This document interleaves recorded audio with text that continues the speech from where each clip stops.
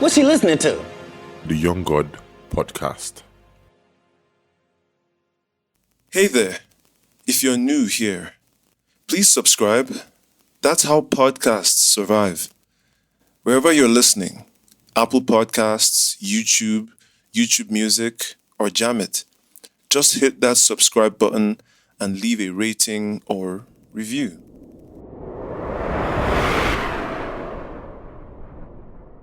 If I may, I'll tell you the problem with the scientific power that you're using here. It didn't require any discipline to attain it. You know, you read what others had done, and you took the next step. You didn't earn the knowledge for yourselves, so you don't take any responsibility for it. You stood on the shoulders of geniuses to accomplish something as fast as you could, and before you even knew what you had, you patented it and packaged it and slapped it on a plastic lunchbox, and now you're selling it. You want to sell it. Well, I don't think you're giving us our due credit. Our scientists have done things which nobody's ever done before. Yeah, but your scientists were so preoccupied with whether or not they could, they didn't stop to think if they should. That's how I feel about AI. That's how... Oops. Where are my manners? I'm sorry. God gang, welcome. I was just about to get into a whole rant about my feelings about AI, and I remembered that I hadn't properly started the show. And before now, I was just thinking about how I find it hard to get excited about generative AI. Maybe it's just me. Like, I know that AI can do many amazing things, but I'm not really wowed by any of it. Not the image and video generation, not the Q&A ability of ChatGPT, not even the animation of still images, none of it.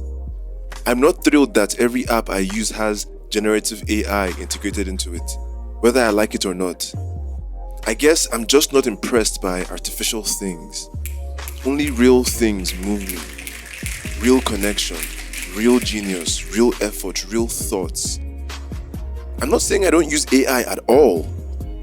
I use it ethically, but that's just me.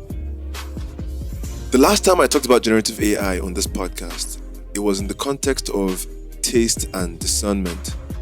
In the episode, I pointed out that with AI becoming all the rave, it is important to develop two abilities. The ability to tell the AI what you want in a way it understands, and your ability to evaluate whether or not its output makes sense. Communication and discernment. Communication can be taught. Discernment cannot, but it can be learned. I highly recommend the episode. There's a link in the description of this episode. Anyway, it's been 2 years since that episode dropped, and AI has become even more enmeshed in our daily lives. As a result, there's a lot more information about how it is affecting the human mind. Early this year, MIT released a study about how ChatGPT is impacting our brains. The study stated that ChatGPT users had the lowest brain engagement and, I quote, consistently underperformed at neural, linguistic, and behavioral levels. Over the course of several months, ChatGPT users got lazier with each subsequent essay, often resorting to copy and paste by the end of the study. MIT's study suggests that over-relying on AI could dull critical thinking and reduce brain activity in ChatGPT users. Experts call this cognitive dependency, whereby a person outsources their thinking to external sources like AI. This phenomenon is nothing new, but AI is making it happen faster than ever. None of this is surprising, to be honest. I didn't need MIT to know this could happen. History is littered with evidence of how an advancement in technology caused the human race to underutilize an evolutionary power. AI is no different, and there's a real chance it will diminish the thing that makes human beings awesome. The ability to think clearly and critically, by yourself and for yourself. In the previous episode, I talked about this superpower at length. See, the power of the mind is not a joke. Remember? In this episode, I'm basically saying that if you're not careful, AI will turn your mind itself into a joke. They play. You laugh, but this is serious. Society is cooked and you don't even know it. But individually, you have a chance to protect yourself and your community. That's why I'm making this episode. For you, God Gang. For my people. So that we stay ahead of the curve. My message in this episode is simple. AI is best used as a tool, not a crutch. Not the beginning and end of your thinking process. AI should be an extension of your human experience, not a replacement, not a distraction, not a coping mechanism. In this episode, I'm going to make you aware of the consequences of over-relying on AI and how to take advantage of it without losing your thinking powers. I will share what I think is the sweet spot of AI integration so that it becomes a second mind, not a replacement for your main mind. Two minds are better than one, innit? That's the idea. If you want the gift of AI without the curse, listen carefully. This is gist you won't find anywhere else. My name is Rodney, and you're welcome to The Young God, a podcast for gods. Yeah. Stand back, gotta talk. Watch cost.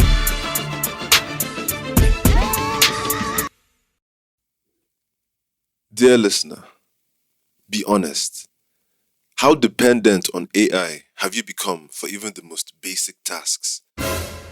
Be honest though. I ask because studies continue to show that using your brain less has unintended health and lifestyle consequences. Imagine a world where young people start developing dementia and schizophrenia earlier in life. That MIT study is a foreshadowing and a forewarning. Depending on generative AI too much will diminish your decision making, problem solving, memory recall, and creative thinking powers. Trust me, you don't want that. AI may stand for artificial intelligence, but to me, AI stands for amplified ignorance. Bars.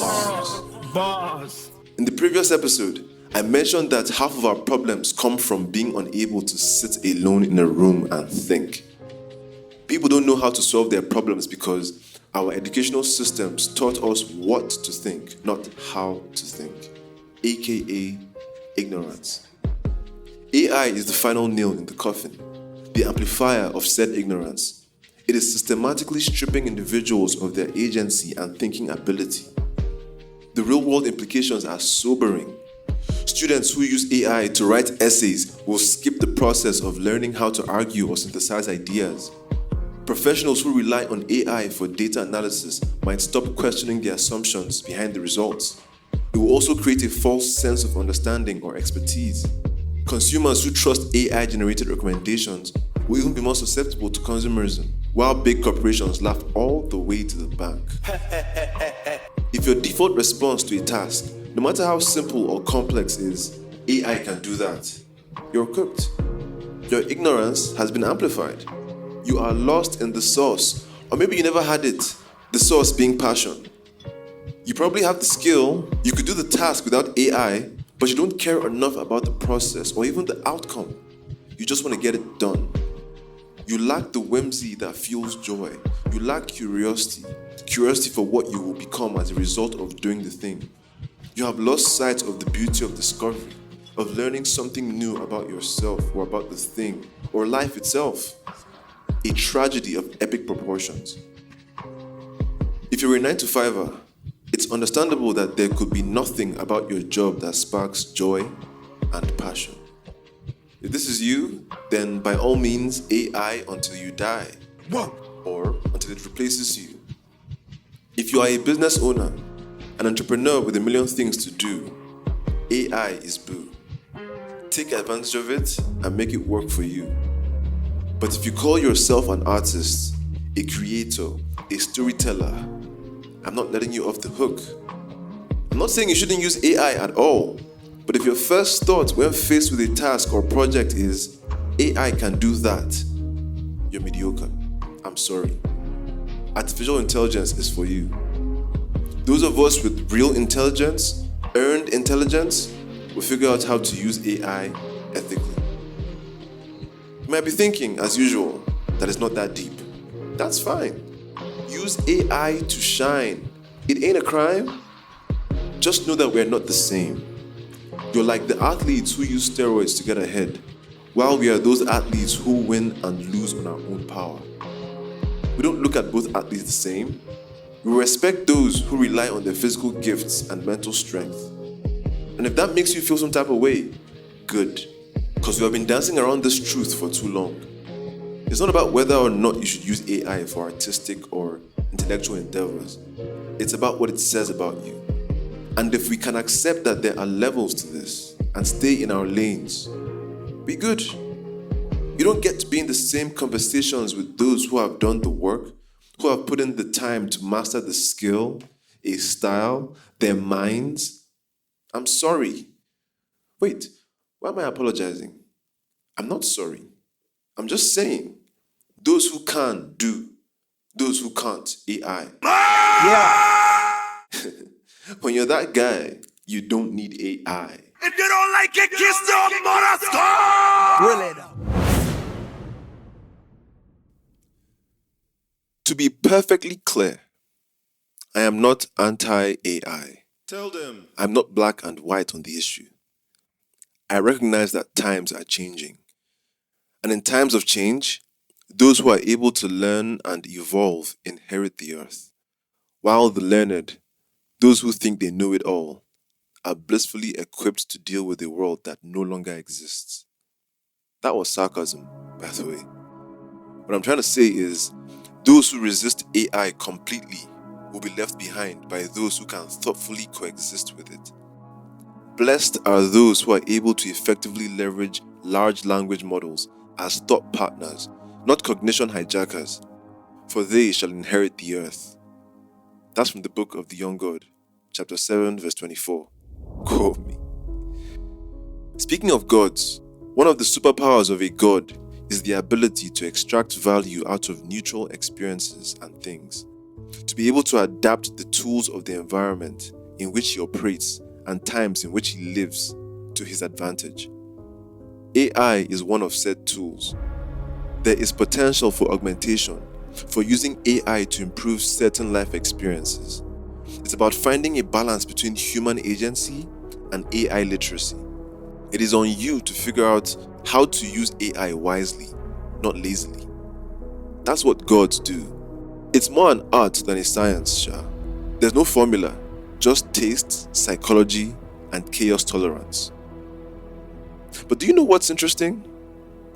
While almost everyone has some form of AI in their phone and workflow, very few people actually know how to use AI. Most people use it as a glorified search engine or a vending machine where they put in a prompt and it spits out information. That's basic. The real unlock isn't in what AI can do for you. It's in how it lets you think in higher dimensions. The trick is to dialogue with AI instead of merely prompting it. This way, you and your AI are co-evolving instead of a one-sided extraction.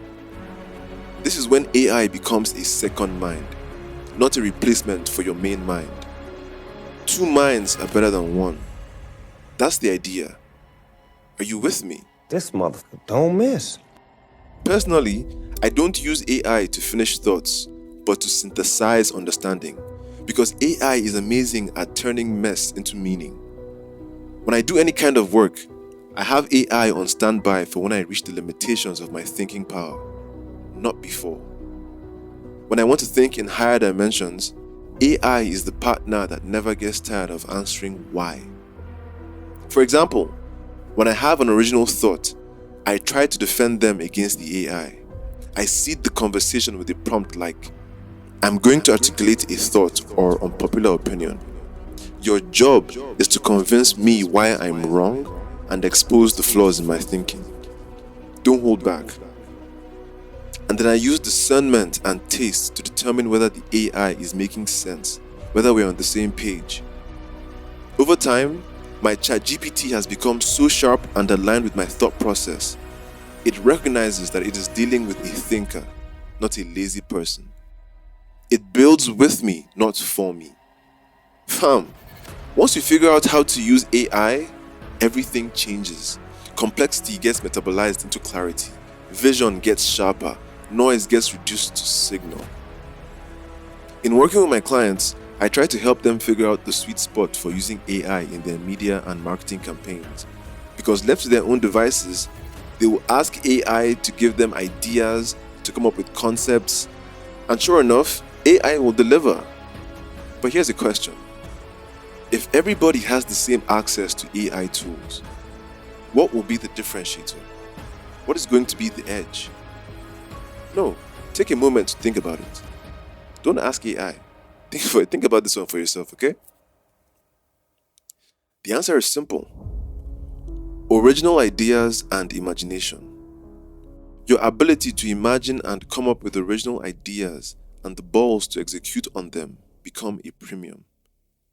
However, once we have the ideas and the vision, AI can be guided to do all the logistics, script writing, media buying, running the ads, writing the headlines, and doing all of those little tedious things that take time. Fam, the goal is to take advantage of AI while retaining the role of master and AI as servant. You don't want your work, your business to be built by AI. You want it to be built by humans so that it connects with humans. AI could never. Lord is my witness. This tea is delightful. Oh, it is, right? It's a special flavor. I want to stress something. While AI is a godsend for those without any real transferable skills, a lot of AI users actually have the skill. What they lack more than anything is passion. To be passionate about a thing is to enjoy the process just as much, if not more, than the outcome. If you don't enjoy the process of a thing, you should find a different thing to do. This is true in general, but also in the context of AI. If you don't enjoy making art, for example, and only care about the end piece and how it will look and how much traction it will get online, then making art is not for you. Same with writing. If you do not enjoy writing and rewriting and writing some more, maybe being a writer is not something you should pursue. Asking AI to write for you when you call yourself a writer is, I don't know, weird. Of course, not every part of the creative process is going to be equally enjoyable, but you should get satisfaction from solving the problems along the way. That's what makes art, art. But AI has given those without the skill or passion a cheap version of the creator's high. And I'm here to tell them that they're not like us. They not like us. They not like us. They not like us. They not like us. They not like us. And it's not just Kendrick. Even the legendary Nas had a few words to say about AI and art in his song, Speechless Part 2. Listen. So AI is only here to replicate and control, imitating the original, then graft them a mold of the binary code. It's your patterns they stole. This is my tactical flow, the one they can't redesign. You could redo the voice, but you could never read my mind.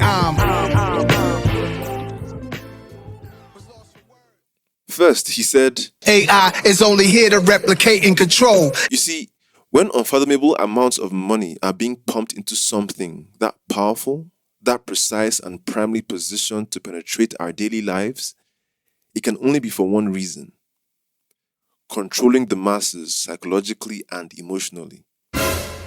Then he says, imitating the original, then graft them a mold of the binary code. It's your patterns they stole. He's reminding us that AI is built on theft, a new kind of colonialism that takes information and data it does not own and sells it back to us at $9 a month. Finally, he said, this is my tactical flow, the one they can't redesign. You could redo the voice, but you could never read my mind. For context, as you may know, people are using AI covers to replicate the voices of the biggest artists. Nas is a victim of this. There are numerous AI Nas covers on YouTube. So Nas is saying they can copy the voice, but they can't read his mind. They can't clone his experiences and thoughts within his lifetime. The voice without the mind is not nas, it's just nah. Dear artist, I'm here to tell you that you haven't spent an entire lifetime cultivating unique experiences and rich personal narratives just to hand over your creative process to a supercomputer. When you let something else make your art, you rob the world of you. It's unfortunate that so many people let themselves be robbed, unknowingly denying themselves the joy of creation, avoiding making something with their own hands and brains. Every serious creator knows that having fun while creating is the actual purpose of the creative process, not whatever comes out of it. There's not a lot of fun to be derived from typing words into a box and having it spontaneously generate art or literature.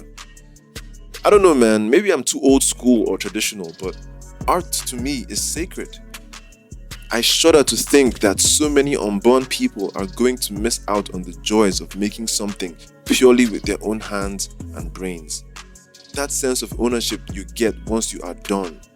The dopamine, the confidence boost, the competence of starting and finishing something. That feeling of, I did that came from me. Prompting AI could never. And it's not just art. AI is also adulterating relationships. Men without game are resorting to AI girlfriends, and those with real-world girlfriends rely on ChatGPT to toast and maintain conversations with said girlfriends. God damn. How did we get here? People without social lives, without the ability to connect and make friends, are turning to AI for companionship. Even therapy.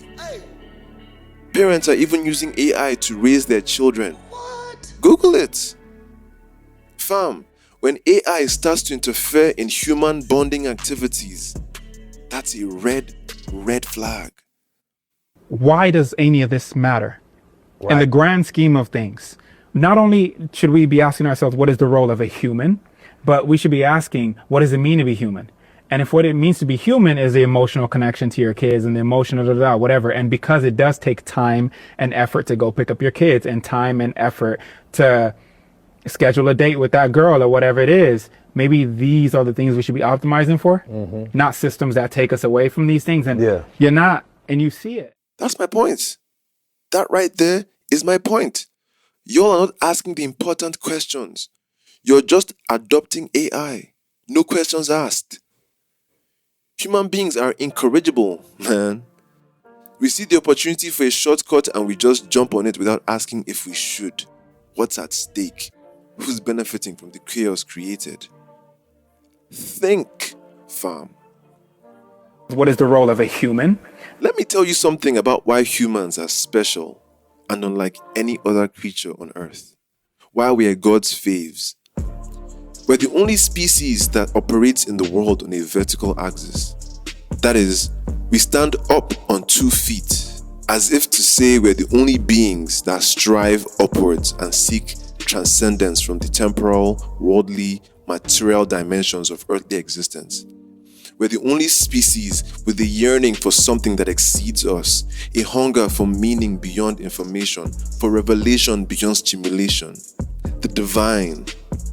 We're the only species enraptured by beauty. Knowing this, you can understand why I'm not impressed by artificial intelligence. It's cool, but I'm cooler. I'm the pinnacle of biological evolution. I was born with everything I could ever need in one physical frame. Are you kidding me? AI, what? It's like having access to the sweetest natural honey, but being impressed by artificial sweeteners. Make it make sense.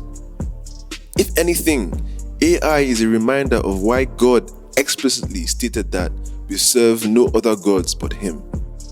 Because we are so quick to forget who we are, and even quicker to outsource our power to external idols and gods. Reason am.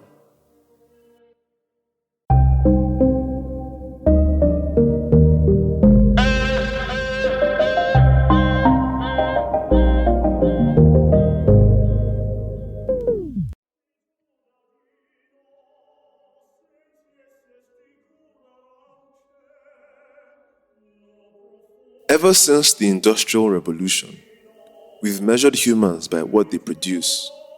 output, efficiency, contribution to the machine. You against your neighbor, your nation against another. But what happens in a world where scarcity isn't the center of the story anymore?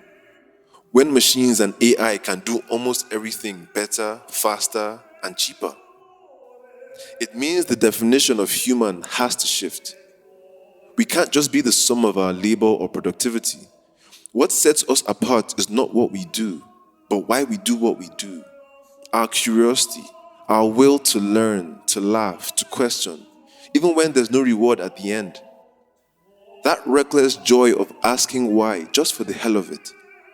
AI will never wake up one day and want to chase a sunset or sunrise or write a poem or fall in love with the question itself.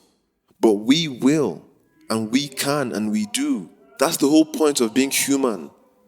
Living with the tension of imperfection, finding meaning in the mystery. On the other hand, the rapid adoption of AI is actually a dream scenario for those who dare to be real. Because authenticity is the one thing you can't outsource to AI. It can think for you, maybe even think like you, but it can't be you. I have a theory that in the not so distant future, the people who will thrive on social media, who own those platforms, are those who know their story and know how to tell it. Let me explain. Right now, social media belongs to those who have information and advice and who are able to weave words together for hot takes. But guess what? AI can do all the above now. It has been trained to give takes and have opinions about anything and everything. So, to stand out, to be a valuable social media personality, you have to maximize your personal story. You have to talk about your own life in such a distinctly personal voice, as if everyone on the internet was already a long-time friend of yours. Give the world an opportunity to perpetually feel like they've known you for years, but also have so much more to know about you. Value will no longer be defined by what people can tangibly see, but what they can intangibly experience. Personality, energy, aura, and spirit. The more unquantifiable the value, the more priceless. AI is all the rave now, but the silver lining is that when the dust settles and its limitations become obvious, originality will become a premium again. Value will be placed on the styles and ideas that cannot be prompted, that neither human eyes or AI language models have ever seen. The real ones will distinguish themselves. Those who are able to retain their thinking capacity will stand out more than ever. They will remind the world what makes the human mind special. And we will be there for it. So yeah, the future won't be about competing with machines. It'll be about doubling down on the one thing machines can't touch. The soul of inquiry, the hunger to feel alive. Large language models could never. Call it the unmodelable edge.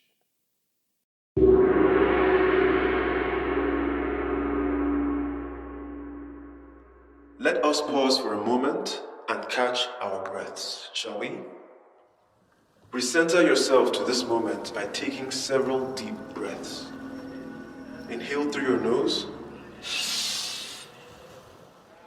Exhale through your mouth. Again.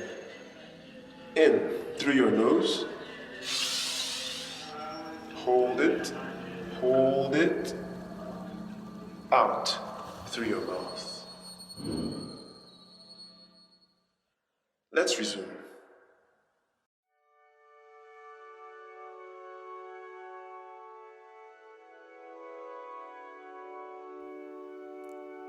AI is enjoying generational PR right now. That's why we're not really clocking how sinister it can be. Yet. For starters, the name artificial intelligence sounds so cool, so sci-fi. It inspires trust and progress. But it's a clever misdirection away from the damage it can do and will do in the near and distant future. See, I get it. I get the AI hype. AI feels like a nice, fun, harmless addition to our technological experience. But that's how they all started. Social media, for example, created a new set of problems from the one it was created to solve. I was there when Instagram was a simple photo sharing experience, but over time, it morphed into something more sinister. Twitter was a cute platform in the beginning. Now it's a cutthroat media machine. An entire generation is caught in the chokehold of these platforms and their algorithms. And I'm here to tell you that AI is the worst algorithm of them all.